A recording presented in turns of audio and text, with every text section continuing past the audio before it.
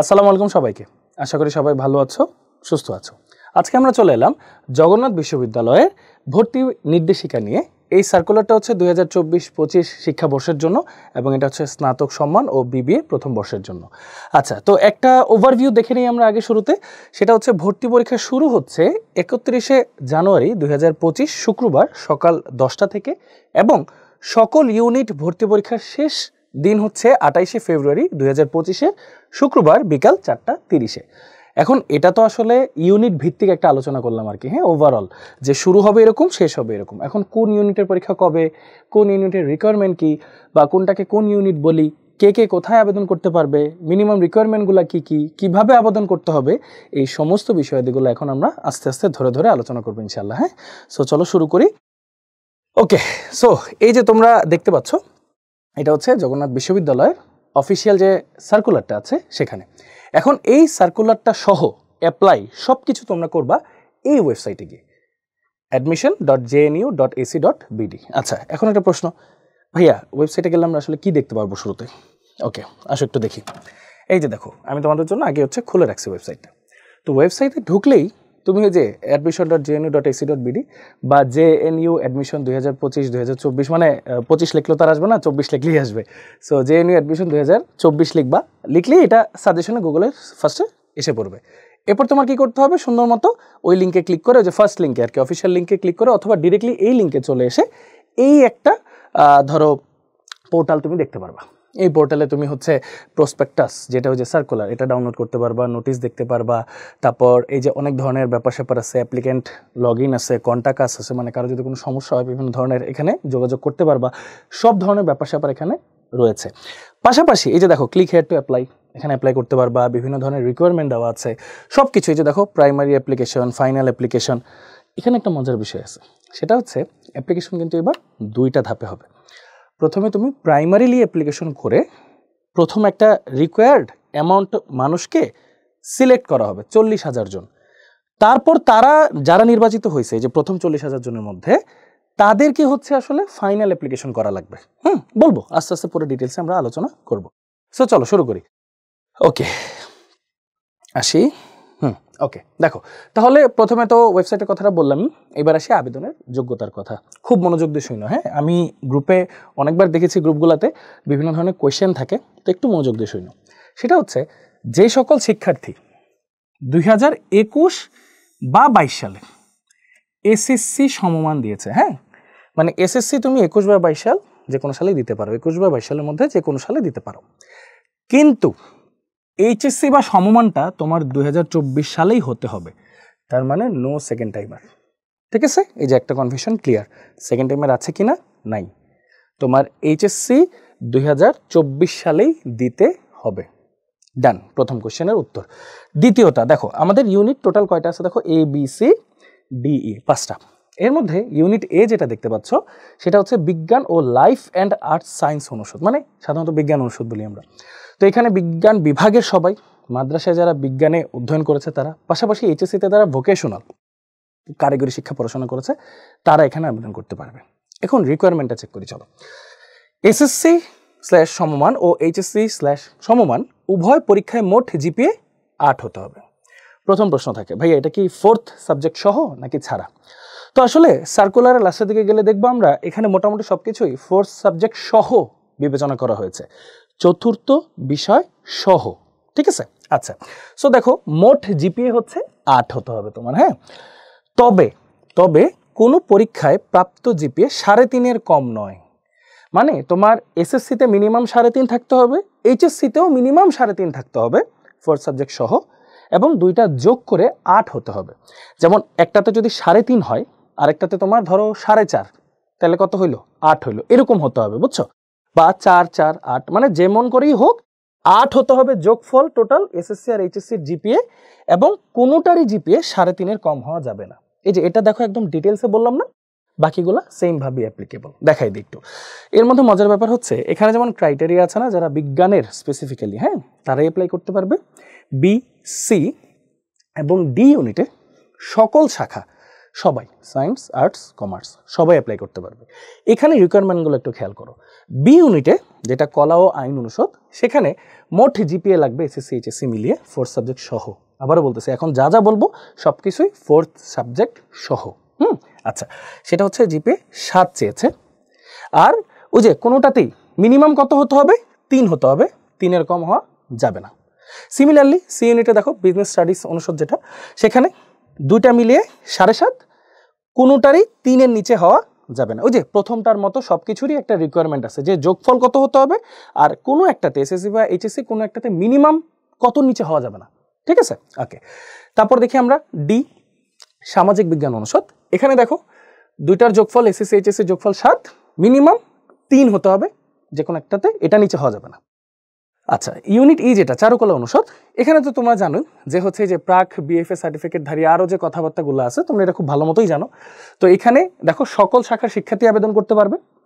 এই যে এটাও কিন্তু অন্যদের মতোই, সকল শাখার শিক্ষার্থী আবেদন করতে পারবে, বাট এখানে একটা স্পেসিফিক কথা লেখা আছে, দেখো, শর্ত পূরণ সাপেক্ষে জাতীয় বিশ্ববিদ্যালয় থেকে প্রাক বিএফএ সার্টিফিকেটধারী শিক্ষার্থীরাও আবেদন করতে পারবে। হলো, এরপর একটু খেয়াল করো, এসএসসি সমমান ও এইচএসসিতে ওই যে মোট জিপিএ হতে হবে 6.5। ওই যে আরেকটা কথা, মিনিমাম কত হতে হবে? 3-এর নিচে হওয়া যাবে না এসএসসি বা এইচএসসি দুইটাতেই। ওকে, এইখানে আরেকটা কথা আছে, খ নম্বরে দেখো ইকুইভ্যালেন্সের ব্যাপারটা। সেটা হচ্ছে বাংলাদেশ উন্মুক্ত বিশ্ববিদ্যালয়, ইংরেজি মাধ্যম অথবা বিদেশ থেকে এইচএসসি বা সমমানের পরীক্ষায় উত্তীর্ণ শিক্ষার্থীরা আবেদন করতে পারবে। সেটা হচ্ছে ওই যে ইকুইভ্যালেন্সের সাপেক্ষে হিসাব করতে হবে। ইকুইভ্যালেন্স জিনিসটা কি? এই যে আমি তোমাদের এই জিনিসটা যে বলছিলাম না, যে অ্যাপ্লাই ফর ইকুইভ্যালেন্স সার্টিফিকেট, এখানে গিয়ে তুমি বিস্তারিত জিনিসগুলো দেখবা। ওকে, আচ্ছা, এটা দেখলাম আমরা। এরপর চলো ইংরেজি মাধ্যমে, ইংলিশ মিডিয়ামে যারা পড়ছো, ও লেভেলে 5টি, এ লেভেলে ন্যূনতম 2টি বিষয়ে উত্তীর্ণ প্রার্থীরা, হ্যাঁ, মানে ও লেভেলে 5টাতে, এ লেভেলে ন্যূনতম 2টাতে তোমার উত্তীর্ণ হতে হবে। আচ্ছা, তারা হচ্ছে ভর্তি পরীক্ষা অংশগ্রহণ করতে পারবে। এখন ও লেভেলের যে 5টা আর এ লেভেলের যে 2টা, অর্থাৎ মোট 7টা যে মানে সাবজেক্ট হইলো তোমার, হ্যাঁ, এই 7টার মধ্যে 4টা বিষয়ে কমপক্ষে বি থাকতে হবে, বি গ্রেড, আর 3টা বিষয়ে কমপক্ষে সি গ্রেড থাকতে হবে। মানে 7টা বিষয় কি কি হলো? ও লেভেলের 5টা, এ লেভেলের 2টা, টোটাল 7টা। 7টার মধ্যে 4টাতে কি হতে হবে? মিনিমাম বি গ্রেড, আর 3টাতে মিনিমাম সি গ্রেড থাকতে হবে। ওকে, আচ্ছা, এবার আসি, এখন আমরা পড়বো আবেদনের প্রক্রিয়াটা। দেখো, ফার্স্ট হচ্ছে প্রাথমিক আবেদন। প্রাথমিক আবেদনটা কি? প্রথমে ওই যে ওয়েবসাইট যেটাতে একটু আগে ঘুরে আনলাম, সেখানে তুমি প্রাথমিক আবেদন করবে। প্রাথমিক আবেদনটা কি? ক্লিক হেয়ার টু অ্যাপ্লাই, ওই যে যেটা তোমাকে দেখালাম ভাইয়া, এই যে ক্লিক হেয়ার টু অ্যাপ্লাই। ঠিক আছে, ওকে। সো এখানে তুমি যাবা, যে হচ্ছে অ্যাপ্লাই করবা, ওই যে প্রয়োজনীয় তথ্য দিবা, হ্যাঁ, এই যে এইচএসসি রোল, শিক্ষা বোর্ড, এসএসসি রোল, পাশের সন, মোবাইল নাম্বার। আচ্ছা, মোবাইল নাম্বার নিয়ে একটা কথা বলবো একটু পরে। মোবাইল নাম্বার, ভর্তি সংক্রান্ত সকল যোগাযোগের জন্য উক্ত মোবাইল নাম্বার কিন্তু ব্যবহার করা হবে। সো মোবাইল নাম্বার নিয়ে কেন আরেকটা কথা বলবো, একটু পরে বলতেছি। আচ্ছা, তারপর হচ্ছে অ্যাপ্লাই বাটনে ক্লিক করে ওই যে ওয়েবসাইটে প্রদর্শিত হবে। তারপর প্রদর্শিত তথ্য সঠিক হলে কনফার্মেশন বাটনে ক্লিক করতে হবে। আচ্ছা, এখানে আমি একটু স্টার দিই, হ্যাঁ, কেন দিলাম? কারণ আমরা অনেকে তাড়াহুড়া করি, এটা করো না।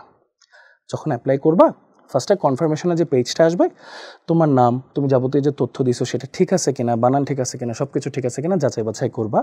কোনো সমস্যা হলে, যে কোনো ধরনের সমস্যা হলে, সাথে সাথে ভাইয়া যেটা বললাম, এই যে কন্ট্যাক্ট আস, ইমেল অ্যাড্রেসগুলো আছে, সেগুলোতে যোগাযোগ করে ফেলবা, কোনো সমস্যা নেই। ওকে, আচ্ছা, এরপর আসি, দেখো একটু এই জায়গাটায়, তো এটা আমরা দেখলাম। এরপর ভাইয়া যেটা বললাম, আবেদনকারীর মোবাইল নম্বরে পাসওয়ার্ড প্রদান করা হবে, ভবিষ্যতে ব্যবহারের জন্য পাসওয়ার্ডটি সংরক্ষণ করতে হবে। এটা আমি একটু গোল দিয়ে রাখলাম। কেন গোল দিলাম? মনোযোগ দিয়ে শুনো। ইদানিংকালে আমরা দেখি যে অনেকে একটু যে লো কনফিডেন্সে ভোগে, যে আচ্ছা আমি একা আবেদন করতে পারবো না, আমি একটু দোকানে যে লোকাল দোকানগুলোতে যে একটু আবেদন করি। তো অনেক সময় কি হয়, লোকাল দোকানে আবেদন করতে যে যারা আবেদন করে, তারা তাদের যে হ্যাসেল এড়ানোর জন্য নিজের ফোন নাম্বার দিয়ে, মানে দোকানে যিনি বসছেন আবেদন করছেন, উনি নিজের ফোন নাম্বার দিয়ে অ্যাপ্লাই করে ফেলেন। তো সেটা তো একটা ভেজাল হয়ে যায় ভাইয়া। এবং আমি এটাও দেখছি যে অনেকেই এটাও ভুলে যায় যে কোথায় আবেদন করছে। সো ওনার নাম্বার তো পরের হিসাব, খোঁজ করে বের করা, ওখানে কিন্তু পাসওয়ার্ড যাবে, এই পাসওয়ার্ডটা সংরক্ষণ করতে হবে।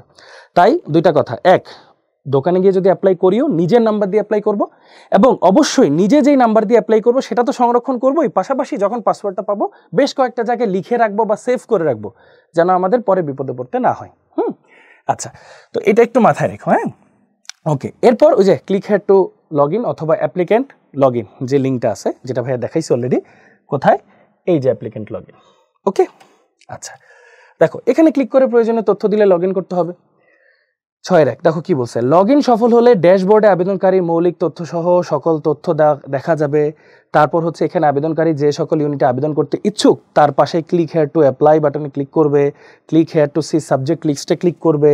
আচ্ছা, সংশ্লিষ্ট ইউনিটে আবেদন করার পর পে নাওয়ে যখন ক্লিক করবে, তারপরে যে বিকাশ, রকেট, বিভিন্ন মোবাইল ব্যাংকিংয়ের মাধ্যমে তুমি অ্যাপ্লাই করতে পারবা, টাকা পয়সা জমা দিতে পারবা আর কি, হ্যাঁ, যে অ্যাপ্লিকেশন ফিটা আছে। আচ্ছা ওকে, এখন যদি যাই বিকাশের পেমেন্ট পদ্ধতি, সেগুলো তোমরা খুব ভালো মতোই জানো, আমার চেয়েও বেশ ভালো মতো জানো। সেটা হচ্ছে ওই যে বিকাশের মাধ্যমে পেমেন্ট করতে চাই, যে পে নাও বাই বিকাশে ক্লিক করতে হবে, তারপরে যে বিকাশে অ্যাকাউন্ট নাম্বার দিতে হবে, কনফার্ম বাটনে ক্লিক করতে হবে, হ্যাঁ, মানে সমস্ত ঘটনাগুলো আর কি। ভেরিফিকেশন কোড যাবে, তারপর বিকাশ অ্যাকাউন্টের পিন নাম্বার দিবা, পিন নাম্বার দিলে এই যে কনফার্ম, তারপর পেমেন্ট হবে। হইলে হচ্ছে এই যে স্লিপটা ডাউনলোড করে রেখে দিও, স্লিপটা ডাউনলোড করে রেখে দিও, কনফার্মেশন যে টাকাটা যে দিছো এই স্লিপটা হচ্ছে কনফার্মেশন স্লিপ, তো ওইটা একটু ডাউনলোড করে রেখে দিও। আচ্ছা, রকেটের মাধ্যমে করলে same to same process, just এখানে হচ্ছে ওই যে রকেট অ্যাপসের মাধ্যমে লগ ইন করে বিল পে অপশন ক্লিক করে জগন্নাথ ইউনিভার্সিটি অ্যাডমিশনে গিয়ে, অথবা এটা হচ্ছে বিলার আইডি 6677, এটা লিখে বিলার নির্বাচন করে পেমেন্ট আইডি দিয়ে নিজের হলে সেলফ, অন্য কারো হলে আদার, মানে পেমেন্ট যে আইডিটা আছে, নিজের হলে সেলফ অথবা অন্য কারো হলে আদার অপশন নির্বাচন করে মোবাইল নাম্বার লিখতে হবে, ভ্যালিডেটে টাইপ করতে হবে। করলাম, এ পর্যায়ে নাম ও টাকার পরিমাণ যাচাই করে ওকে ট্যাপ করতে হবে। তারপর কনফার্ম না হওয়া পর্যন্ত ওই যে চাপ দিয়ে ধরে রাখতে হয়, নইলে হচ্ছে কনফার্ম হয় না, যায় না টাকাটা। টাকা যাওয়ার পরে যে রিসিপ্টটা পাবা সেটা হচ্ছে ভবিষ্যতের জন্য সংরক্ষণ করে রাখতে হবে। হয়ে গেল। আচ্ছা, এরপর এটা একটা গুরুত্বপূর্ণ কথা, প্রথমে ভাই কি বললাম, ফার্স্ট স্টেপ হচ্ছে প্রাথমিক প্রার্থী বাছাই প্রক্রিয়া। প্রথমে যে তুমি আবেদন করবা সেটা হচ্ছে আসলে প্রাথমিক প্রার্থী বাছাইয়ের জন্য তুমি সিলেক্টেড কিনা সেটা তুমি দেখতে পারবা। কিভাবে দেখো, তো হয় কি, প্রাথমিক আবেদনের নির্ধারিত তারিখ শেষে প্রতিটি ইউনিটে আবেদনকারীদের মধ্য থেকে, দেখো প্রতিটি ইউনিটে আবেদনকারীদের মধ্য থেকে মেধার ভিত্তিতে আসন অনুপাতে 40,000, ঠিক আছে, 40,000 প্রার্থীকে বহু নির্বাচনী ও লিখিত পরীক্ষা অংশগ্রহণের জন্য প্রাথমিকভাবে বাছাই করা হবে। আচ্ছা, এখানে কিছু ঘটনা আছে একটু বলি। দেখো, 40,000 ভর্তিচ্ছু শিক্ষার্থী বাছাই করার জন্য এসএসসি ও এইচএসসি পরীক্ষায় প্রাপ্ত জিপিএ, এসএসসি ও এইচএসসি পরীক্ষায় প্রাপ্ত জিপিএ এবং এইচএসসি পরীক্ষায় প্রাপ্ত মোট নম্বরকে, এই যে দেখো যেটা ভাই বলতেছিলাম চতুর্থ বিষয় সহ মোট নম্বরকে নিয়ে, মানে এটাকে ভিত্তি করে যোগ্য প্রার্থীদের তালিকা প্রস্তুত করা হবে। এখন তোমাদের অনেক কোশ্চেন, আচ্ছা ভাইয়া ধরেন আমি 40,000তম প্রার্থী, আমার সাথে আমার বন্ধুর নাম, মানে নাম্বার টাম্বার সব কিছু জিপিএ পয়েন্ট মিলে গেছে, তাহলে কি আমি চান্স পাবো আর ও পাবে না, বা ও পাবে আমি পাবো না, এরকম কিছু না। দেখো, যদি এই যে বলেই দিছে একই পয়েন্ট বা নাম্বার প্রাপ্ত 40,000তম প্রার্থী, হ্যাঁ, এই যে কোয়েশ্চেনটা থাকে একাধিক হয়, মানে 40,000তম প্রার্থী তুমি তোমার বন্ধু দুইজনই, তাহলে সবাই পরীক্ষা দিতে পারবা। এই যে এটা বলছে, তাহলে তাদেরকেও ভর্তি পরীক্ষা অংশগ্রহণের সুযোগ দেওয়া হবে। এই যে মানে এমন না যে তুমি দিতে পারবা ও দিতে পারবে না, ও দিতে পারবে তুমি দিতে পারবে না, দুইজনের যেহেতু নাম্বার পয়েন্ট সেম, ক্রাইটেরিয়া মিলে, তো এটা যদি একাধিক জন হয় তারা সবাই পরীক্ষা দিতে পারবে। ওকে, গেল। পরীক্ষা দেওয়ার জন্য এই যে এটা একটা ইম্পর্টেন্ট পয়েন্ট, সো প্যানিক করার কোনো দরকার নাই। আচ্ছা, পরীক্ষা দেওয়ার জন্য যোগ্য প্রাথমিকভাবে বাছাইকৃত 40,000 পরীক্ষার্থীর নাম ও রোল বিশ্ববিদ্যালয় ওয়েবসাইটে প্রকাশ করা হবে এবং পরীক্ষার্থীদের প্রদানকৃত মোবাইল নাম্বারে, এই যে পরীক্ষার্থীদের প্রদানকৃত মোবাইল নাম্বারে SMS এর মাধ্যমেও জানিয়ে দেওয়া হবে। ভাই মোবাইল নাম্বারটা একটু ভালো মতো সংরক্ষণ করো সবাই, কারণ ওই যে যেটা বললাম এটা খুবই ইম্পর্টেন্ট একটা জিনিস, মোবাইল নাম্বার সংরক্ষণ করা, পাসওয়ার্ডটা সংরক্ষণ করা, সবসময় একটু সাবধানে।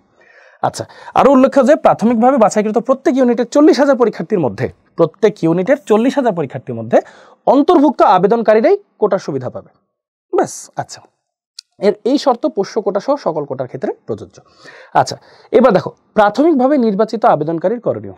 ধরো তুমি প্রাথমিকভাবে নির্বাচিত হয়ে গেছো, 40,000 জনের মধ্যে তুমি আসো, এরপর কি হবে, ভর্তি পরীক্ষা অংশগ্রহণ করার জন্য প্রাথমিকভাবে বাছাইকৃত আবেদনকারীকে বহু নির্বাচনী ও লিখিত পরীক্ষায় ফি বাবদ 700 টাকা প্লাস সার্ভিস চার্জ জমা দিতে হবে। এটা একটু পরে আবার দেখাবো আর কি, যা 17 ডিসেম্বর 2024 তারিখ বেলা 12টা থেকে 30 ডিসেম্বর 2024 তারিখ রাত 11:59 পর্যন্ত জমা দেওয়া যাবে। আচ্ছা, বাংলাদেশ টাইম আর কি। এখন জগন্নাথ ইউনিভার্সিটি যে অ্যাডমিশন ওয়েবসাইট আছে সেই ওয়েবসাইটে গিয়ে অ্যাপ্লিক্যান্ট লগ ইন লিঙ্কে ক্লিক করে সেখানেই যে তুমি সমস্ত পাসওয়ার্ড টাসওয়ার্ড দিয়ে লগ ইন করতে পারবা। সো পাসওয়ার্ডটা মোবাইলে আসে, SMS এ আসে, নাম্বারটা সংরক্ষণ করা জরুরি, SMS-টা সংরক্ষণ করা জরুরি। ওকে, এরপর দেখো এই জিনিসটা আমরা ম্যাক্সিমাম মানুষজন ভুল করি, একটু ইম্পর্টেন্ট একটা ক্রাইটেরিয়া। হ্যাঁ, আমার নিজেরও একটু ভুল হয়েছিল। সেটা হচ্ছে দেখো লগ ইন করার পরে আবেদনকারী সদ্য তোলা, কেউ প্লিজ 6-7-এ থাকতে যে ছবিটা তুলছি আমরা 5-6-এ থাকতে ছোটবেলায় বাচ্চাকালে ওইসব ছবি দিও না, রিসেন্টলি একটা ছবি তুলে ফেলো, সামনে কাজে লাগবে। সো সদ্য তোলা পাসপোর্ট সাইজের, এখন পাসপোর্ট সাইজের ছবি যেই দোকানে তুলবা তাকে বললেই ওনারা সাইজটা দিয়ে দিবেন, তোমাদের টেনশনের কোনো দরকার নেই। হ্যাঁ, রঙিন ছবি যার ব্যাকগ্রাউন্ড সাদা, অনেকে ছবি এমনভাবে দেয় ব্যাকগ্রাউন্ড কালো, ব্যাকগ্রাউন্ড নীল কালার, সবুজ কালার, হলুদ কালার, ডোন্ট, ব্যাকগ্রাউন্ডের কালার হতে হবে সাদা, ঠিক আছে? আচ্ছা, এবং সাইজটা যেন একদম অ্যাকুরেট হয়, 300x300 পিক্সেলের সাইজ, যার সর্বোচ্চ সাইজ হবে হচ্ছে তোমার কত 150 কিলোবাইট, এর চেয়ে বেশি হলে নিবে না, ইরোর দেখাবে বারবার। সো সাইজটা কত হবে ছবি 300x300 পিক্সেল, আর ছবিটার সাইজ 150 কিলোবাইট। ওকে, হাইয়েস্ট জেপিজি ফরম্যাট, অন্য কোনো ফরম্যাট কিন্তু নিবে না। স্বাক্ষর হবে 300x80 পিক্সেলে, 300x80 পিক্সেল, পিক্সেল যেন ঠিকঠাক থাকে আপলোড করতে হবে।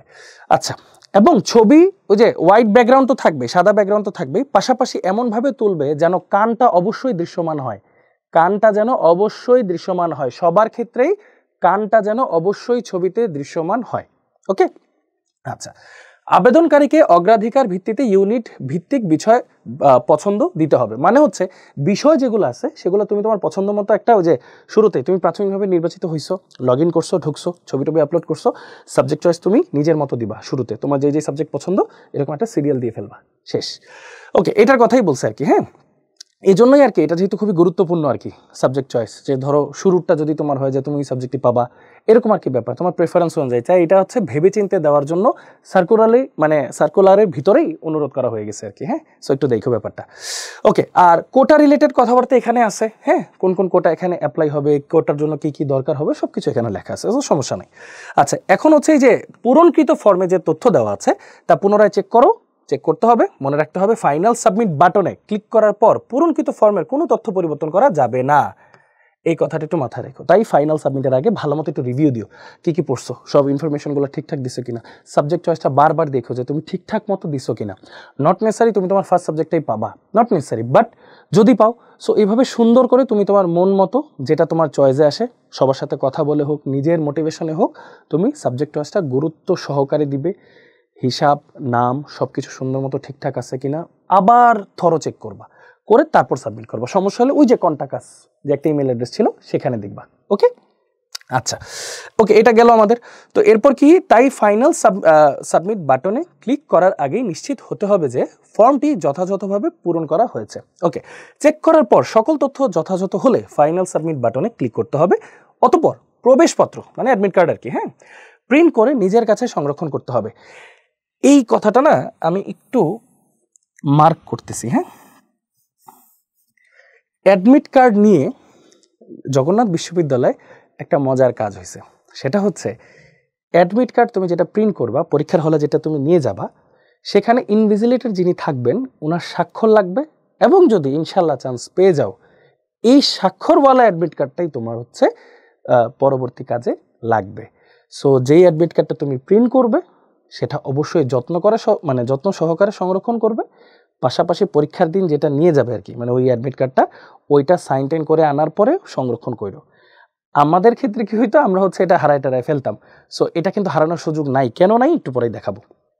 আচ্ছা, দেখো, এটা হচ্ছে ওই যে প্রাথমিক আবেদনের তারিখ দেওয়া আছে, চূড়ান্ত আবেদনের তারিখ দেওয়া আছে। এটার অর্থটা কি, এই যে সমস্ত ইউনিটগুলোতে অলরেডি আবেদন কিন্তু শুরু হয়ে গেছে 1 ডিসেম্বর 2024 থেকে, এই যে বেলা 12টা থেকে 15ই ডিসেম্বর রাত 11:59 পর্যন্ত তুমি হচ্ছে প্রাথমিক আবেদন করতে পারবে। মানে হচ্ছে ওই যে 40,000 জনের মধ্যে প্রতি ইউনিটে তুমি ওখানে আসো কিনা সেটার জন্য যাচাই বাছাই প্রসেস আর কি। হ্যাঁ, এটার টাকা হচ্ছে 100 টাকা সার্ভিস চার্জ থাকতেছে। হ্যাঁ, আর যদি তুমি সিলেক্টেড হয়ে যাও ইনশাল্লাহ, ঠিক আছে, 40,000 জনের মধ্যে থেকে যাও, তখন হচ্ছে চূড়ান্ত আবেদনের জন্য এই যে 17ই ডিসেম্বর বেলা 12টা থেকে 30 ডিসেম্বর রাত 11:59 পর্যন্ত তোমার সময়। আচ্ছা, এই ইনফরমেশনগুলো দেওয়া আছে। সার্ভিস চার্জ হচ্ছে 1%, জাস্ট কয়েকটা ইনফরমেশন, এটার সময় তোমার 700 টাকা লাগবে। ওকে, একদম টাইম ডেট সহ সবকিছু লেখা আছে এখানে। আচ্ছা, দেন পরীক্ষার পদ্ধতি। অনেকের মনে কোয়েশ্চেন থাকে যে পরীক্ষার পদ্ধতিটা কেমন হবে, কিভাবে পরীক্ষাটা হবে। আচ্ছা, এখানে একটা মজার ব্যাপার আছে, সেটা হচ্ছে পরীক্ষা আসলে 100 নম্বর হবে না, 72 নম্বর হবে। কিভাবে দেখো, জগন্নাথ বিশ্ববিদ্যালয়ে ভর্তির জন্য বহু নির্বাচনী মানে এমসিকিউ, লিখিত, রিটেন পরীক্ষা গ্রহণ করা হবে, মানে দুটো একসাথে। ইউনিট ABCD এই 4টে ইউনিটের পরীক্ষা হবে 1 ঘন্টা, ইউনিটের পরীক্ষাটা হবে 1.5 ঘন্টা। এখন পরীক্ষার মধ্যে কি কি থাকবে দেখো, এমসিকিউ থাকবে 24 নম্বরের, লিখিত পরীক্ষা রিটার্ন থাকবে 48 নম্বরের। এই দুটোই আসলে পরীক্ষা, হ্যাঁ, এই দুটো যোগ করলে দেখো 72 নম্বর আসে, 72 নম্বর আসে। আচ্ছা, বাকি দুইটা দেখো ভাইয়া, বাকি দুইটা কিন্তু জিপিএ থেকে আসতেছে। এসএসসির জিপিএ হচ্ছে 12 নম্বর। ধরো কেউ যদি জিপিএ 5 পায় তাহলে সে 12 নম্বর পাবে। তাহলে প্রতি জিপিএ এর জন্য কত করে নাম্বার, ঐকিক নিয়মে হিসাব করতে পারো, অথবা তুমি চাইলে 2.4 দিয়ে গুণ দিতে পারো। হ্যাঁ, এসএসসি জিপিএ ইন্টু নেক্সট কত 2.4 দিলাম, হ্যাঁ 2.4। এখন ধরো তুমি পাইছো এসএসসিতে 5, তাহলে 5 এর সাথে তুমি দিলা 2.4 গুণ, তাহলে কত হয় 5 দুগুণে 10, 4 5 20 মানে 12 নম্বর তুমি পাবা। ডান। এইচএসসি থেকে কত 16 নম্বর। আচ্ছা, এইচএসসির ক্ষেত্রে এইচএসসির জিপিএর সাথে তোমার গুণ করতে হয় হচ্ছে 3.2 দিয়ে। যেমন তুমি ধরো এইচএসসিতে 5 পেয়েছো, তাহলে 5 ইন্টু 3.2 কত হয় 5 দুগুণে 10, 3 5 15 মানে 16 নম্বর আর কি। হ্যাঁ, তাহলে দেখো 16 নম্বর মানে এভাবে আর কি ভাগ করা হয়েছে। এখন ধরো কেউ যদি 4 পাও তখন ওভাবে হিসাব করবা, কেউ যদি এখানে 4 পাও ওইভাবে হিসাব করবা। জাস্ট এটা হচ্ছে এসএসসি আর এইচএসসির জিপিএ থেকে প্রাপ্ত নাম্বার। তাহলে এসএসসি আর এইচএসসির জিপিএ থেকে প্রাপ্ত নাম্বার তুমি কত পাচ্ছ ভাইয়া, 28 বা 28 নাম্বার। হ্যাঁ, 28 নাম্বার বা 28 নাম্বার। হ্যাঁ, আমি একটু মিক্স করে ফেলছি, মানে বাংলা ইংলিশ লিখে ফেলছি। হ্যাঁ, তোমরা একটু বুঝো। হ্যাঁ, এটা হচ্ছে 28 নাম্বার, এগুলো বাংলায় লিখছি, এগুলো ইংলিশে লিখছি। একটা কাজ করি, এগুলো একটু ইংলিশে লিখি যাতে কনফিউজ না হও। ওকে, এটা হচ্ছে 28 নাম্বার আর এটা হচ্ছে 72 নাম্বার। 72 নাম্বার। ওকে, সো বুঝতেই পারতেছো ভাইয়া 28 নাম্বার বা 28 নাম্বার জিপিএ এর উপর নির্ভর করতেছে। সো একটা ভালো জিপিএ মার্ক কিন্তু তোমাকে অনেক আগায় রাখবে অবশ্যই। আর যে ভর্তি পরীক্ষা যদি তুমি এ থেকে ডি ইউনিটের মধ্যে থাকো, 1 ঘন্টায় তোমার আসলে 72 নম্বরের পরীক্ষা হবে, যেখানে এমসিকিউ হবে 24 নাম্বার, রিটেন হবে 48 নাম্বার। ওকে, এমসিকিউ হচ্ছে 24, রিটেন হচ্ছে 48। হ্যাঁ, একটু মাথায় রেখে ওইগুলো, আর ওগুলো আনুপাতিক হিসাবেই হবে। এখন কোন কোন সাবজেক্টে কি কি থাকবে এগুলো একটু পরে দেখতেছি আমরা। আচ্ছা, এরপর হচ্ছে ওই যে বিভিন্ন ইউনিটে, যেমন এই যে বি ইউনিটে সঙ্গীত নাট্যকলা, ডি ইউনিটে ফিল্ম অ্যান্ড টেলিভিশন বিভাগ, এগুলাতে যে ব্যবহারিক পরীক্ষা থাকে, ব্যবহারিক ন্যূনতম কিছু নাম্বারের ব্যাপার স্যাপার থাকে। সো এগুলো একটু জাস্ট রিডিং পড়লেই হয়ে যায়। আচ্ছা, তারপর এই যে এখানে ইউনিট ই নিয়ে একটু কথাবার্তা বলা আছে, হ্যাঁ, যে 48 নম্বরের পরিবর্তে কি কি হবে না হবে সেই জিনিসগুলো। ওকে, তো এখন কথা হচ্ছে আমার যে ভর্তি পরীক্ষাটা হবে ইউনিট ওয়াইজ, সেখানে কি কি সাবজেক্টের পরীক্ষা হবে আর কি। ধর আমরা তো বললাম এমসিকিউ এবং রিটেন একসাথেই হয়। সো কি কি সাবজেক্টের হবে, ইউনিট 8টা দেখো। ইউনিট এতে ফিজিক্স, কেমিস্ট্রি, গণিত অথবা জীববিজ্ঞান, এটা নিয়ে না অনেক প্রশ্ন আমি দেখছি। কি কি প্রশ্ন ভাই, এটা কি 4th সাবজেক্টের বদলে নাকি আমার ইচ্ছা মতো নাকি কি, আমি বুঝতেছি না। ব্যাপার হচ্ছে পুরা সার্কুলারে কোথাও এই বিষয়ে কোনো কিছু লেখা নেই। তার মানে আমরা ধরে নিতে পারি বা আমরা বলতে পারি তোমার ফিজিক্স অ্যান্সার করতেই হবে, তোমার কেমিস্ট্রি অ্যান্সার করতেই হবে, আর ম্যাথ অথবা বায়োলজি তুমি যে কোনো একটা অ্যান্সার করবা। যদি ম্যাথ অ্যান্সার করো বায়োলজি অ্যান্সার করার দরকার নেই, যদি বায়োলজি অ্যান্সার করো ম্যাথ অ্যান্সার করার দরকার নেই। মানে বুঝছো, ওর ব্যাপারটা দিয়ে দিছে এখানে। কোনো 4th সাবজেক্টের ইস্যু কিন্তু এখানে কোনো সার্কুলারের কোনো অংশে লেখা ছিল না। সো এইভাবেই এটা বলা যায় ফিজিক্স কেমিস্ট্রি ম্যাথ দাও অথবা ফিজিক্স কেমিস্ট্রি বায়োলজি দাও, যে কোনো একটা প্যাটার্ন। ওকে, মানে ম্যাথ বা বায়োলজির মধ্যে অপশন চুজ করার তোমাদের ক্ষমতা আছে আর কি। হ্যাঁ, যে ম্যাথ দিলে বায়োলজি দিবা না, বায়োলজি দিলে ম্যাথ দিবা না, বারবার বলে দিচ্ছি, এটা নিয়ে বেশ একটা কনফিউশন আছে। তাই সিমিলারলি এই সমস্ত ইউনিটগুলো দেখো, এখানে লেখা আছে বি ইউনিটের জন্য কি কি আছে, তারপর সি ইউনিটের জন্য দেখো, তারপর ডি ইউনিটের জন্য দেখো, তারপর ই ইউনিটের জন্য দেখো। এই সমস্ত বিষয়াদি নিয়ে হচ্ছে পরীক্ষা আনুপাতিক হারেই ভাগ হবে, সমান নাম্বারেই ভাগ হবে। ঠিক আছে, ওই যে এমসিকিউ তো 24, রিটেনে হচ্ছে 48, ওইভাবেই ভাগ হবে। আচ্ছা, সো চলো আগে এরপর হচ্ছে ভর্তি পরীক্ষার সময়সূচি। আচ্ছা, সর্বপ্রথম যে পরীক্ষাটা অনুষ্ঠিত হবে আর কি জগন্নাথ বিশ্ববিদ্যালয়, সেটা হচ্ছে ইউনিট ই এর পরীক্ষা, চারুকলা অনুষদের পরীক্ষা। সেটা হচ্ছে 31 জানুয়ারি। দেখছো, 31 জানুয়ারি 2025 থেকে শুরু হয়ে যাবে শুক্রবার। প্রথম শিফটের সময়গুলো দেওয়া আছে, দ্বিতীয় শিফটের সময়গুলো দেওয়া আছে, তৃতীয় শিফটের সময়গুলো দেওয়া আছে। এরপর ডি এর পরীক্ষা হচ্ছে 14 ফেব্রুয়ারি, বি এর পরীক্ষা হচ্ছে 15 ফেব্রুয়ারি, এর পরীক্ষা যারা হচ্ছে সায়েন্স ইউনিটে বিশেষ করে মানে ফোকাস করো তাদের হচ্ছে 22 ফেব্রুয়ারি পরীক্ষা। 22 ফেব্রুয়ারি 2025 পরীক্ষা, শনিবার দিন। সি ইউনিটে হচ্ছে 28শে ফেব্রুয়ারি পরীক্ষা। ওকে, সো এরকম শিফটগুলো টাইমগুলো দেওয়া আছে, একটু ভালো মতো দেখো। অ্যাডমিট কার্ডে এমনি তো টাইম, কোথায় তুমি পরীক্ষা দিবা, এই হল টল সব কিছু লেখা থাকবে, সো টেনশনের কোনো কারণ নেই। আচ্ছা, আর এখানে একটা কথা লিখছে দেখো, বিশ্ববিদ্যালয় ক্যাম্পাসে নিজস্ব তত্ত্বাবধানে বহু নির্বাচনী লিখিত ভর্তি পরীক্ষা গ্রহণ করা হবে, আসন বিন্যাস যথাসময়ে বিশ্ববিদ্যালয় ওয়েবসাইটে প্রকাশ করা হবে। তার অর্থ কি? তার অর্থ হচ্ছে পরীক্ষা জগন্নাথ বিশ্ববিদ্যালয়ের ক্যাম্পাসে অনুষ্ঠিত হবে। পরীক্ষা কোথায় হবে? জগন্নাথ বিশ্ববিদ্যালয়ের ক্যাম্পাসে। ওকে, আচ্ছা, তারপর দেখো ভর্তি পরীক্ষার আসন বিন্যাস ও ভর্তি পরীক্ষার দিনে পরীক্ষার্থীর করণীয়। সো এই যে তুমি যে অ্যাডমিট কার্ডটা পাবা, ধরো এই অ্যাডমিট কার্ডেই হচ্ছে সমস্ত কিছু জানানো হবে। সো দেখো এখানে হচ্ছে যে পরীক্ষা শুরুর 2 দিন আগে সব কিছু তোমাকে জানাবে, নির্ধারিত কেন্দ্রে তোমাকে পরীক্ষা দিতে হবে, ঠিক আছে। অ্যাডমিট কার্ড ছাড়া কোনো পরীক্ষার্থী ভর্তি পরীক্ষা অংশগ্রহণ করতে পারবে না। পরীক্ষার্থী অ্যাডমিট কার্ডটি ভর্তি পরীক্ষার দিন পরীক্ষার হলে দায়িত্বরত প্রত্যবেক্ষক ইনভিজিলেটর যিনি থাকবেন নিকট উপস্থাপন করতে হবে এবং তাতে প্রত্যবেক্ষক কর্তৃক স্বাক্ষর করিয়ে নিতে হবে। হ্যাঁ, প্রত্যবেক্ষক কর্তৃক ইনভিজিলেটর কর্তৃক স্বাক্ষর করিয়ে নিতে হবে, এটাই বললাম। ওই অ্যাডমিট কার্ডে স্বাক্ষর লাগবে, ঠিক আছে, অ্যাডমিট কার্ডে স্বাক্ষর লাগবে। এখন দেখো এটা তোমার সংরক্ষণ কেন করতে হবে? কারণ পরবর্তীতে ভর্তির সময় প্রত্যবেক্ষক কর্তৃক স্বাক্ষরিত অ্যাডমিট কার্ডটি প্রয়োজন হবে। সো খুবই গুরুত্বপূর্ণ একটা কথা, স্টার মার্ক দিয়ে দিলাম। তোমরা কিন্তু অবশ্যই অ্যাডমিট কার্ডটা ফেলে দিও না পরীক্ষা দেওয়ার পর, হ্যাঁ। সো ওইটাতে স্বাক্ষর থাকবে এবং এটা খুবই গুরুত্বপূর্ণ সংরক্ষণ করাটা।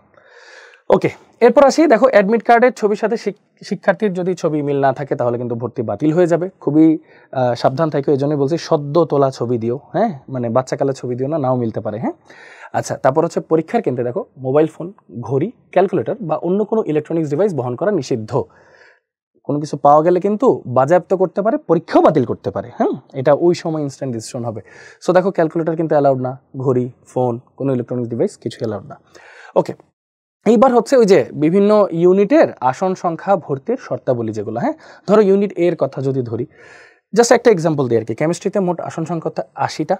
এখানে তোমার উচ্চ মাধ্যমিক বা মানে এইচএসসিতে আর কি পরীক্ষায় সংশ্লিষ্ট বিষয়ে প্রাপ্ত সর্বনিম্ন লেটার গ্রেড কত হতে হবে? রসায়ন কেমিস্ট্রি বিভাগের জন্য রসায়নে কমপক্ষে A- পাইতে হবে, গণিতে B পাইতে হবে এবং ফিজিক্সে B পাইতে হবে মিনিমাম। ঠিক তেমনি এই যে গণিতের জন্য জাস্ট একটা জিনিস দেখাই, গণিতে A- লেভেল পরীক্ষার ক্ষেত্রে গণিতে B, ভর্তি পরীক্ষা অবশ্যই গণিত বিষয়, দেখো ভর্তি পরীক্ষা অবশ্যই গণিত বিষয় পরীক্ষা দিতে হবে এবং কমপক্ষে 30% নম্বর পেতে হবে। এটার অর্থ কি জানো? ওই যে মনে আছে এই ইউনিটে কি ছিল? ফিজিক্স, কেমিস্ট্রি, ম্যাথ অথবা বায়োলজি। তো গণিতের বিভাগে যদি তোমার পড়তে হয়, তোমার গণিত দাগাইতেই হবে এবং সেইটায় যত নাম্বার বরাদ্দ আছে গণিতে তার 30% নাম্বার পেতে হবে, তার কমপক্ষে 30% নাম্বার পেতে হবে। আচ্ছা, সো এরকম সিমিলারলি বাকি সব সাবজেক্টের জন্য কিন্তু এরকম মিনিমাম রিকোয়ারমেন্টগুলো কোনটাতে কত লাগবে সবগুলো দেওয়া আছে। এই ইউনিটে মোট আসন সংখ্যা হচ্ছে 860টি। 860টি গেল। এরপর দেখো সিমিলারলি বি ইউনিটের জন্য এরকম সমস্ত ইনফরমেশন দেওয়া, যেমন এই যে ইংরেজির জন্য ভর্তি পরীক্ষায় ইংরেজি বিষয়ে কমপক্ষে 50% নাম্বার পেতে হবে, এরকম কিছু শর্ত দেওয়া থাকবে। এবং বি ইউনিটে মোট আসন সংখ্যা 785টি। তারপর দেখো সি ইউনিটে সিমিলারভাবে সমস্ত ধরনের রিকোয়ারমেন্টগুলো দেওয়া আছে এবং এখানে কিন্তু মোট আসন সংখ্যা হচ্ছে 520টি। 520টি হচ্ছে আসন সংখ্যা থাকবে। এখানে হচ্ছে ওই যে কোন ডিপার্টমেন্টের জন্য কতগুলা আসন বরাদ্দ আছে সবগুলাই দেওয়া আছে। ডি ইউনিটের জন্য দেখো মোট আসন সংখ্যা হচ্ছে 590টি, সমস্ত কথাবার্তা এখানে লেখা আছে। ই ইউনিটের জন্য মোট 60টি আসন সংখ্যা। তো বেশ ভালো কিন্তু আসন সংখ্যা রয়েছে। সো হিসাব করলে 2815-র কাছাকাছি আর কি একটা আসন সংখ্যা পাওয়া যাবে আর কি, হ্যাঁ। আচ্ছা, সো এই যে স্বয়ংক্রিয় বিভাগ পরিবর্তন, ধরো তুমি হচ্ছে ভর্তির জন্য নির্বাচিত হইছো, হওয়ার পর কোনো একটা বিভাগে ভর্তি হইছো, হ্যাঁ, পরে বিধি মোতাবেক শিক্ষার্থীদের দেওয়া বিষয় পছন্দক্রমের অগ্রাধিকার তালিকা অনুযায়ী স্বয়ংক্রিয়ভাবে বিভাগ পরিবর্তন হবে। মানে তুমি ধরো একটা জায়গায় ভর্তিও হইছো, কিন্তু এখন মাইগ্রেশনের কারণে তুমি যে লিস্টটা দিছিলে সেটার জন্য ধরো তুমি একটা ভালো আরেকটা আপার সাবজেক্টে চলে গেলা, ধরো মাইগ্রেশন। এখন লেটস সে তুমি ভর্তি হওয়ার পর আর চাও না যে না আমি যে সাবজেক্টে ভর্তি হচ্ছি সেখানেই ঠিক আছে, আমি আর অন্য সাবজেক্ট চাচ্ছি না, তাহলে তোমার ম্যানুয়ালি পোর্টালে গিয়ে কিন্তু এই অটো মাইগ্রেশনটা অফ করতে হবে। এই যে পোর্টালে লগ ইন করে অটো মাইগ্রেশন, যেটা স্বয়ংক্রিয় মাইগ্রেশন পদ্ধতিটা অফ করতে হবে। এটা একটু মাথায় রেখো। বাট আমি বলবো এটা নিয়ে একদমই বদার করো না ভাই। আগে ভর্তি পরীক্ষার জন্য ভালো মতো প্রস্তুতি নাও, আগে চান্স পাও, টিকো, তারপর মাথা ঠান্ডা করে এই সমস্ত জিনিসপত্র চিন্তা করা যাবে, অসুবিধা নেই। আচ্ছা, মেধা তালিকা প্রস্তুত করুন। মেধা তালিকা তো অবশ্যই যে ওই যেটা বললাম 100 নম্বরের উপর বেস করেই তো হবে। সো ওখানে এইচএসসি এসএসসির মার্কে কত নাম্বার ছিল মনে আছে ভাইয়া? 28 নাম্বার ছিল, 28 আর 72 নম্বরের পরীক্ষা ছিল, এমসিকিউ রিটেন মিলিয়ে 24 আর 48-এর তোমার এক্সাম ছিল 72। সো এই সমস্ত জিনিস মিলিয়ে হচ্ছে মেধা তালিকা প্রস্তুত করা হবে। এইটা আমি তোমাদের জন্য রাখছি। দেখো, ভর্তির সময় শিক্ষার্থীর প্রয়োজনীয় কাগজপত্র, প্রথমটা একটু খেয়াল করো তো। পরীক্ষার হলে কক্ষ প্রত্যবেক্ষক ইনভিজিলেটর কর্তৃক স্বাক্ষরিত অ্যাডমিট কার্ড, দেখছো? সো অ্যাডমিট কার্ডটা সংরক্ষণ করতে হবে, শুরুতে দেওয়া আছে। হ্যাঁ, তারপরে যে সদ্য তোলা 2 কপি পাসপোর্ট সাইজের ছবি, অনলাইন হতে প্রিন্টগত ভর্তি ফর্ম, তারপর এসএসসি ও এইচএসসি পরীক্ষার মূল নম্বরপত্র, এসএসসি ও এইচএসসি পরীক্ষার মূল নম্বরপত্রের সত্যায়িত কপি। আচ্ছা, এছাড়া কোটায় ভর্তির যেসব ইনফরমেশনগুলো আছে সমস্ত কিছু এখানে লেখা আছে, তোমরা জাস্ট একটু দেখে নিলেই হবে। এবং বিবিধ যে বিষয়গুলো আছে সেগুলো একটু দেখি। ভর্তি প্রক্রিয়া যে কোনো স্তরে অনিয়ম, অযোগ্যতা, দুর্নীতি ধরা পড়লে ভর্তি বাতিল করা হবে এবং আইনানুগ ব্যবস্থা গ্রহণ করা হবে। অবশ্যই মাথায় রেখো এরকম কিছু ইনশাল্লাহ না হোক, এটাই দোয়া করি। পরীক্ষায় অসৎ উপায় অবলম্বনের কোনো অভিযোগ প্রমাণিত হলে পরীক্ষা বাতিল বলে গণ্য হবে, কারণ এটা অবশ্যই একটা খুবই খারাপ একটা কাজ। হ্যাঁ, ভর্তি সংক্রান্ত নিয়ম নীতির যে কোনো ধারা ও উপধারা পরিবর্তন, সংশোধন ও সংযোজনের ক্ষমতা কেন্দ্রীয় ভর্তি কমিটি সংরক্ষণ করে। ভর্তি সংক্রান্ত যে কোনো বিষয়ে বিশ্ববিদ্যালয় কর্তৃপক্ষের ব্যাখ্যাই চূড়ান্ত বলে গণ্য হবে। আর ভর্তি সংক্রান্ত যাবতীয় তথ্যের জন্য তোমরা কিন্তু এই যে ওয়েবসাইটটা ভাইয়া দেখালাম, সেই ওয়েবসাইটে সব কিছু তোমরা পাবা। এটাই আমাদের সার্কুলার ছিল, আর এটাই হচ্ছে আমাদের সেই ওয়েবসাইটটা। ঠিক আছে, এখানে সমস্ত জিনিসপত্র আছে ভাইয়া, সো টেনশনের কোনো কারণ নাই। আশা করি এই সমস্ত জিনিসপত্র তোমরা দেখেছো অলরেডি। ওকে, তারপর এই যে ভর্তি পরীক্ষার সময়সূচিটা আবার আলাদা করে এখানে রাখা আছে যেন তোমাদের সবার সুবিধা হয়। সো 31 জানুয়ারি থেকে পরীক্ষাটা চলবে 28 ফেব্রুয়ারি পর্যন্ত, এবং মোটামুটি সমস্ত ইউনিটের কবে কি ভর্তি পরীক্ষার ডেট কবে, বার কবে, কোন শিফট কয়টা থেকে কয়টা পর্যন্ত, এবং সমস্ত ইনফরমেশনগুলো কিন্তু এখানে লেখা আছে। ওকে, সো টেনশনের কোনো কারণ নাই। আমাদের মোটামুটি জগন্নাথ বিশ্ববিদ্যালয়ে যে সার্কুলারটা ছিল সেটা এখানেই সমাপ্ত। তোমাদের জন্য শুভকামনা থাকবে। এবং একটা কথা না বললেই না, কিছু রিকোয়ারমেন্ট যেগুলো, ছবি, সাদা ব্যাকগ্রাউন্ড, কান দেখাতে হবে, পাশাপাশি হচ্ছে সদ্য তোলা ছবি অবশ্যই, আর অ্যাডমিট কার্ডটা সংরক্ষণ করতে হবে, মোবাইল নাম্বারটা নিজের দিতে হবে যেখান থেকেই করো না কেন, মোবাইল নাম্বারে এসএমএসটা সংরক্ষণ করতে হবে, পাসওয়ার্ডটা রাখতে হবে। এগুলো তো গেল স্টেপ। সবচেয়ে বড় কাজ কি জানো? সবচেয়ে বড় কাজ হচ্ছে তোমার নিজের ভালো মতো পড়াশোনা করতে হবে। ডেট যেহেতু অ্যানাউন্স হয়ে গেছে, সাবজেক্ট যেহেতু বলে দিছে কী কী বিষয়ের উপর ভর্তি পরীক্ষা হবে, কত নাম্বারের উপর ভর্তি পরীক্ষা হবে, এসএসসি এইচএসসি রিকোয়ারমেন্ট তো তুমি আর চেঞ্জ করতে পারতেছো না।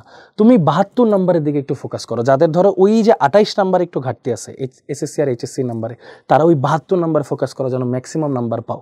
তো প্রাথমিক বাছাই যদি 40,000 জনের মধ্যে এসে পড়ো প্রতি ইউনিটে, ইনশাল্লাহ আরও বেশি করে পরিশ্রম করে একটা সিট কিন্তু নিশ্চিত করতে হবে। ঠিক আছে, সবার জন্য দোয়া ও শুভকামনা থাকলো। ভালো থাকো। আশা করি তোমাদের সমস্ত কোশ্চেন অ্যান্সার দিতে পেরেছি ভাইয়া। তারপরও কোনো সমস্যা হলে আমাদের গ্রুপ তো আছেই। সো সবাই ভালো থাকো, সুস্থ থাকো। দেখা হবে ইনশাল্লাহ বিজয়। আল্লাহ হাফেজ। আসসালামু আলাইকুম সবাইকে।